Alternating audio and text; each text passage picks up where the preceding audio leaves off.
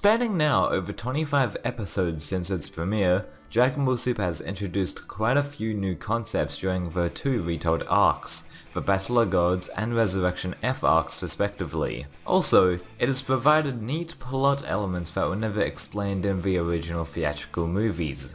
For instance, the anime adaptation shows Vegeta getting his actual battle armor from Bulma, which was something that Toriyama included in his Volume F supplementary book, but it never showed up in the movie. I bring this up because one of the best concepts to ever be presented in Dragon Ball Super currently is God Ki. Basically, Goku and Vegeta have to keep the ki within themselves and not let it spill, in order to maintain the God power. I've explained this more in past videos, but I believe this to be an awesome concept, which might seem insignificant at first glance.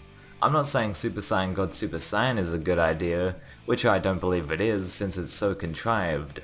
But anyway, if you really think about it, this goes against everything set up in Dragon Ball Z. You see, throughout the anime, various characters charge up their ki and let it flow out to raise their power level.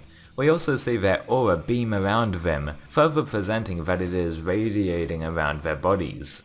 It is so common for these characters to do this that it's been incorporated in several video games and is recognized universally among DBZ culture. It seems kinda ironic though how the mastery of the God Ki is to do exactly the opposite of what the Z fighters have been doing for decades, which I really like. It is very subtle, and it is so Toriyama how unexpected it is at the same time. However, the Super Saiyan God forms themselves came out of left field, and doesn't make sense that all of the Kais don't know what it is and everyone around them doesn't either, even though it seems like the ritual has been around for ages. Now you could make the argument that the God Ki concept came out of nowhere as well, and you're right, but they are completely two different ideas. The God Ki one works because it feels like a natural progression in Goku and Vegeta's training, as it makes sense if you consider real life into the equation. Before I start with the idea, both Real and I thought of this, and I'm going to quote the best explanation from him. Normal biology, we release energy throughout our bodies through heat. It is unintentional and just a natural thing in life.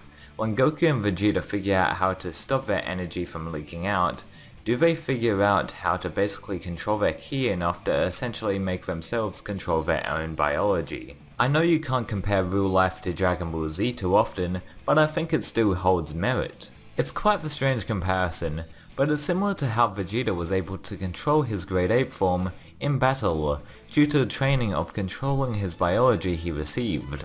As we saw throughout the series, Goku and Gohan didn't get that training, so they were very uncontrollable because of their Saiyan instincts. Obviously we're overthinking this and Toriyama didn't put much detail into this concept, but in a strange little way, it kinda explains how you master the God power, but just replace heat with ki. It's quite awesome actually, and this is why God Ki is the best concept shown in Dragon Ball Super so far. Well, that's pretty much it guys, so please rate, comment and subscribe as it really helps me out. Also, if you want to watch another video on the retellings of Dragon Ball Super, tune into Dragon Ball Nation and I's collaboration about it, as that'll be posting in a couple of days. See you later!